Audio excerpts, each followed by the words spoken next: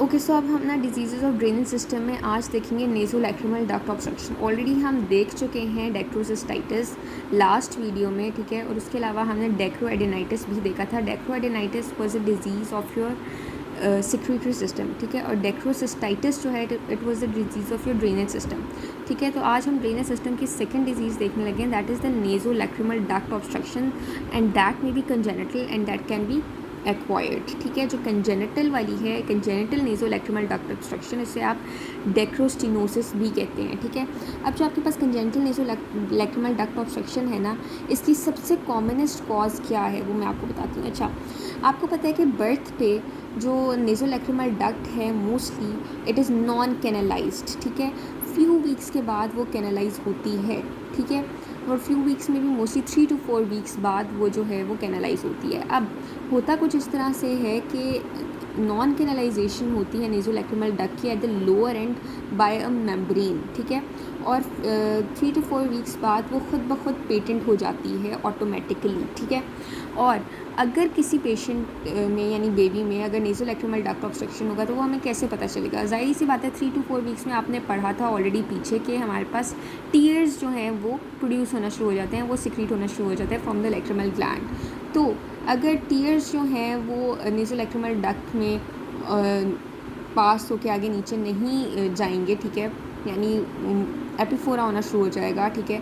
तो उससे हमें पता चलेगा कि हमारे पास नेज़ोलैक्रिमल डक्ट की ऑब्स्ट्रक्शन है due to non canalization of the membrane at the lower end of the nasolacrimal duct, specially at what place? At the valve of Hasner, ठीक है। तो this is the most common cause of this congenital nasolacrimal duct obstruction कि non canalization अगर हो जाए नेज़ोलैक्रिमल duct की तो उसकी वजह से आपके पास कंजेनिटल नेज़ोलैक्रिमल डक्ट ऑब्स्ट्रक्शन हो सकती है। लेकिन कंजेनिटल नेज़ोलैक्रिमल डक्ट ऑब्स्ट्रक्शन एक और वजह से भी हो सकती है, अगर आपके पास पंक्टम या कैनालिकुलाई की मैल डेवलपमेंट हो जाए तो उसकी वजह से भी कंजेनिटल नेज़ोलैक्रिमल डक्ट ऑब्स्ट्रक्शन हो सकती है। अब हमारे पास क्या सिम्टम्स देखने को मिलते हैं या क्या क्लिनिकल फीचर्स होते हैं basically congenital nasolacrimal duct obstruction के? तो एक तो सबसे पहले मोस्ट इंपॉर्टेंट ये होता है एपिफोरा, ठीक है।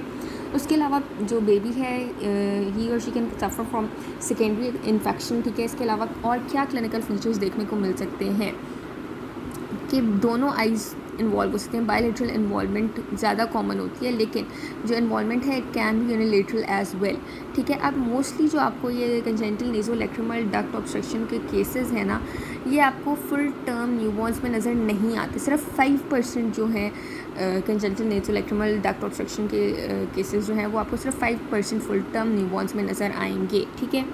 अब और क्या क्या सिम्टम्स आपको नज़र आ सकते हैं? एपिफोरा हो गया, सेकेंडरी इन्फेक्शन हो गया, इसके अलावा डेक्रोसिस्टाइटिस भी हो, इसके अलावा आपको म्यूकोप्यूरिलेंट डिस्चार्ज भी पेशेंट की आंख से जिस तरह आपको यहाँ पे नज़र आ रहा है वो निकलता हुआ नज़र आएगा। अगर जो मदर है बेबी की वो बच्चे के हाइजीन का ज़्यादा ख्याल नहीं रखती, उसकी आंखों को साफ़ सुथरा नहीं रखती, ठीक है, एपिफोरा होने के बावजूद अगर वो सही से उसकी क्लीनिंग वगैरह हाइजीन मेंटेन नहीं करती तो it can lead to mucopurulent discharge, ठीक है, जैसे कि आपको इन फिगर्स में नज़र आ रहा है, ठीक है। और आपके पास क्या होगा कि इस म्यूकोप्यूरिलेंट डिस्चार्ज की वजह से या म्यूकोइड सिक्रीशन की वजह से जो आईलिड मार्जिन्स हैं, आई लैशेज़ हैं, मीडियल कैंथस के अलॉन्ग, वहाँ पे आपको इस तरह से ये म्यूकोप्यूरिलेंट डिस्चार्ज जो है एक्यूमुलेट होता हुआ दिखाई देगा। अब इन पेशेंट्स में जो आपका रिगर्जिटेशन टेस्ट है दैट इज़ पॉजिटिव। होता कुछ इस तरह से है कि जब आप लैक्रिमल सैक पे प्रेशर अप्लाई करते हैं, बच्चे के लैक्रिमल सैक पे जेंटल प्रेशर अप्लाई करते हैं तो कुछ फ्लूइड जो है या म्यूकोप्यूरिलेंट मटेरियल जो है वो पंक्टा से रिफ्लक्स करेगा और बाहर की तरफ आएगा, ठीक है। तो इस केस को हम कहेंगे कि this is the positive regurgitation test, ठीक है। अब हम देखते हैं कॉम्प्लिकेशंस क्या हो सकती हैं कंजेनिटल नेज़ोलैक्रिमल डक्ट ऑब्स्ट्रक्शन की। सबसे पहले तो म्यूकोसील है, यानी म्यूकोइड कंटेनिंग सिस्ट बन जाएँ अगर पेशेंट में, ठीक है। अगर कुछ बैक्टीरियाज जो हैं जो इन म्यूकोप्यूरिलेंट डिस्चार्ज की वजह से आगे कंजंक्टिवा को इन्फेक्ट करें तो उसकी वजह से इन्फ्लेमेशन वगैरह हो सकती है, ठीक है। कंजंक्टिवाइटिस हो सकता है, ठीक है, this is again a complication, ठीक है। म्यूकोसील हो गया, कंजंक्टिवाइटिस हो गया, इसके अलावा डेक्रोसिस्टाइटिस भी हो सकता है। ऑब्वियसली लैक्रिमल सैक भी इन्फ्लेम हो जाएगा तो एक्यूट एंड क्रॉनिक डेक्रोसिस्टाइटिस भी हो सकता है, ठीक है। इसके अलावा फिस्टुला फॉर्मेशन भी हो सकती है, ठीक है। These are all the complications. इसके अलावा अब हम देखते हैं डिफरेंशियल डायग्नोसिस क्या है। तो डिफरेंशियल डायग्नोसिस में आपको पता होना चाहिए कि पंक्टल एट्रेजिया हो सकता है। सॉरी पंक्टल एट्रेजिया से हम डिफरेंशियल डायग्नोसिस कर सकते हैं कंजेंटल नेज़ोलैक्रिमल डक्ट ऑब्स्ट्रक्शन की।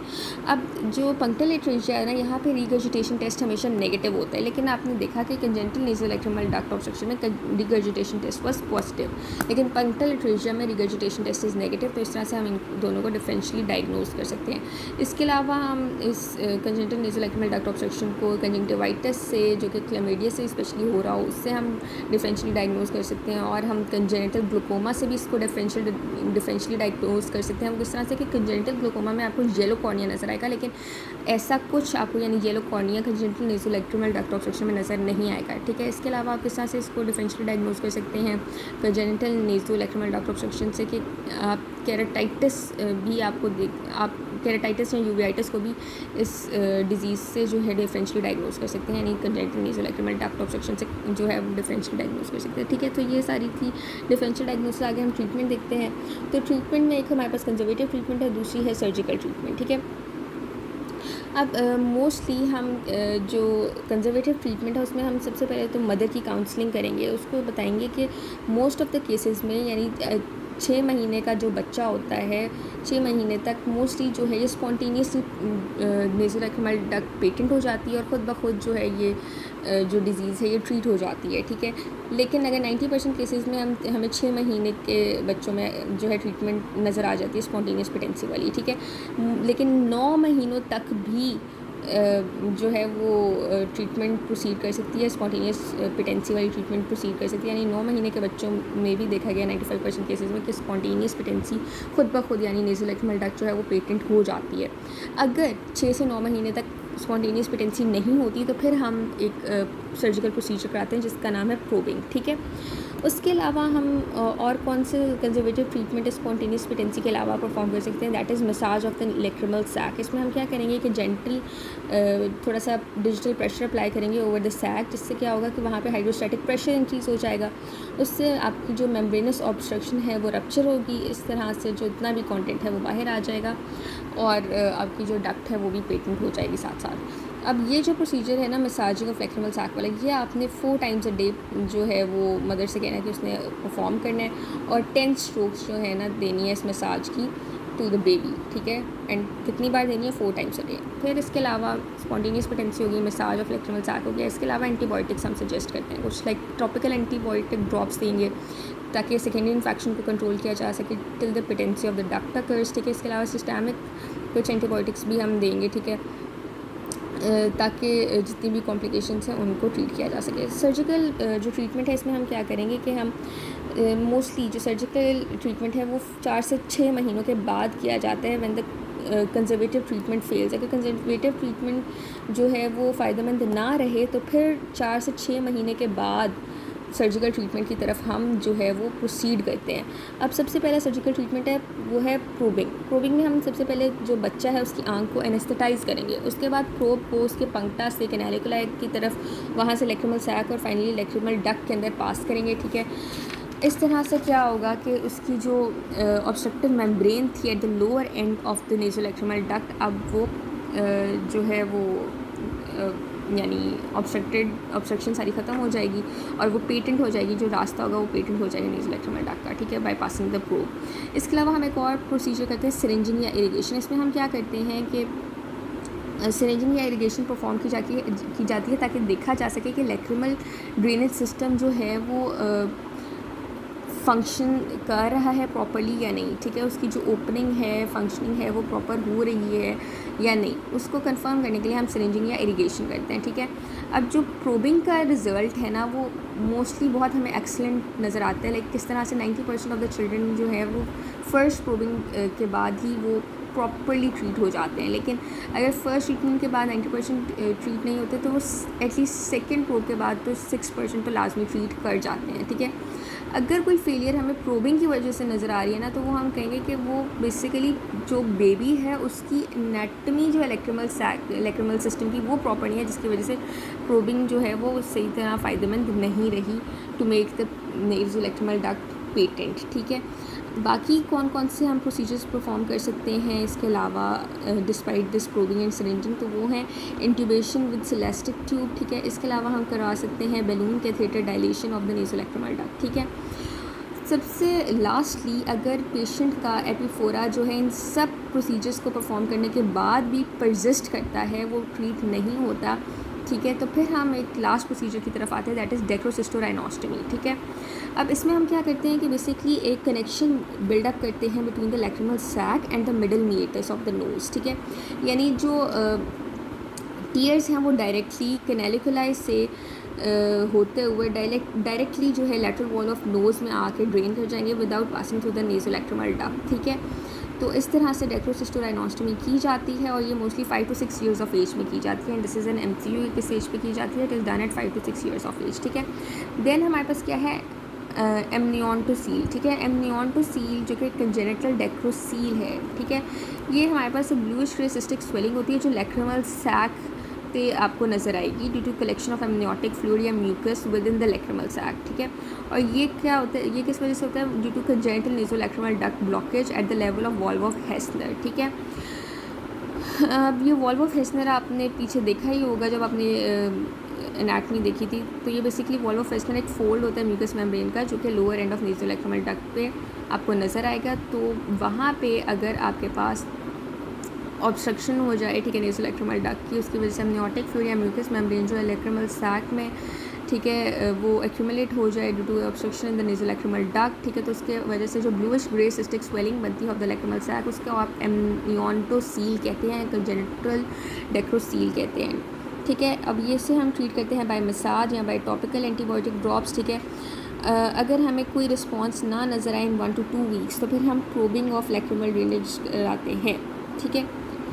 आगे है हमारे पास, ये सारा हमने देख लिया था कंजेनिटल नेज़ोलैक्रिमल डक्ट ऑब्स्ट्रक्शन। अब है हमारे पास एक्वायर्ड नेज़ोलैक्रिमल डक्ट ऑब्स्ट्रक्शन। इसमें हमारे पास जो सबसे इंपॉर्टेंट कॉज है ना कि it may be idiopathic, the cause can be idiopathic, और यही सबसे इंपॉर्टेंट कॉज है कि इसकी इडियोपैथिक कॉज है एक्वायर्ड नेज़ोलैक्रिमल डक्ट ऑब्स्ट्रक्शन की इन्वोल्यूशन स्टेनोसिस होती है, ठीक है। यानी किसी इन्फेक्शन के बाद अचानक से जो है जो नेज़ोलैक्रिमल डक्ट है वो नैरो कर जाए, तो इससे हम कहेंगे कि ये इन्वोल्यूशन स्टेनोसिस है, ठीक है, यानी इडियोपैथिक कॉज है और यही सबसे कॉमन कॉज है। Involution stenosis idiopathic is the most common cause, ठीक है, और मोस्टली ये फीमेल्स में आपको नज़र आएगी, ठीक है। अब इसमें इसके अलावा और कौन कौन सी कॉजेज़ हो सकती हैं, ट्रॉमा हो सकता है जिसमें आपका nasal and orbital fracture involve हो सकता है जिसकी वजह से आपके पास जो नेज़ोलैक्रिमल डक्ट है वो ऑब्स्ट्रक्ट कर सकती है, या कोई इन्फ्लेमेटरी डिजीज़ हो सकती है लाइक सार्कोइडोसिस या वेजिनस ग्रेनुलोमेटोसिस, ठीक है, या फिर अगर नेज़ोफ्रेंजियल ट्यूमर जो है वो इन्फिल्ट्रेट कर जाएँ डक्ट में तो उसकी वजह से ऑब्स्ट्रक्शन हो सकती है डक्ट की, ठीक है, या डेक्रोलिथ या कास्ट फॉर्मेशन जो है अगर लैक्रिमल सैक में हो जाए तो उसकी वजह से भी नेज़ोलैक्रिमल डक्ट की ऑब्स्ट्रक्शन हो सकती है, ठीक है। क्लिनिकल फीचर्स वही हैं, एक्सेसिव टीयर प्रोडक्शन होगी, म्यूकोपोरियम कोई डिस्चार्ज होगा, रिकरेंट अटैक्स ऑफ डेक्रोसिस्टाइटिस या रिकरेंट अटैक्स ऑफ कंजक्टिवाइटिस आपको नजर आएंगे। ट्रीटमेंट में आप वही DCR करेंगे, डेक्रोसिस्टोराइनोस्टमी करेंगे, जिसमें आप एक पैसेज क्रिएट करते हैं between the lacrimal sac and the nasal cavity through the bony ostium, और ये बोनी ऑस्टियम बेसिकली ड्रेन करता है टीयर्स को from the canaliculi to the lateral wall of the nose, ठीक है। 90 to 95% केसेज में ये सक्सेसफुल ट्रीटमेंट होता है डेक्रोसिस्टोराइनोस्टमी का। अब क्या टाइप्स हैं DCR की, एक होता है एक्सटर्नल DCR, दूसरा होता है एंडोलेजर DCR या जैसे आप ट्रांस नेजल लेज़र भी कहते हैं। जो एक्सटर्नल DCR है ये इसमें हम बेसिकली स्किन को अप्रोच करके ट्रीटमेंट करते हैं, ठीक है, और इसका सक्सेसफुल जो रेट है वो 90% है, ठीक है। और जो एंडो लेज़र या ट्रांस लेज़र है, ठीक है, ये वाला जो DCR है इसमें हम क्या करेंगे कि नेज़ल अप्रोच करेंगे। एक्सटर्नल DCR में हमने स्किन को अप्रोच किया था, जो एंडो लेज़र DCR है या ट्रांस नेज़ल लेज़र है इसमें हम नेज़ल अप्रोच करेंगे। इसमें हम क्या करेंगे कि लैटरल वॉल ऑफ नोज़ को खोलेंगे बाय द लेज़र, ठीक है, थ्रू द नेज़ल कैविटी, और इसमें हम स्किन को इंसिजन देने के बगैर, स्किन को इंसिजन दिए बगैर हम जो है क्या करेंगे कि जो आपकी नोज़ है, नोज़ की लैटरल वॉल है उसे खोलेंगे बाय लेज़र, ठीक है। और इसमें जो सक्सेस रेट है वो स्किन अप्रोच से थोड़ा कम होता है, मगर कोई स्किन स्कार यहाँ पे आपको नज़र नहीं आता, ठीक है। So this was all about the congenital and acquired nasolacrimal duct obstruction. इसके अलावा हमने एमनियोटोसील भी देख ली है। Thank you.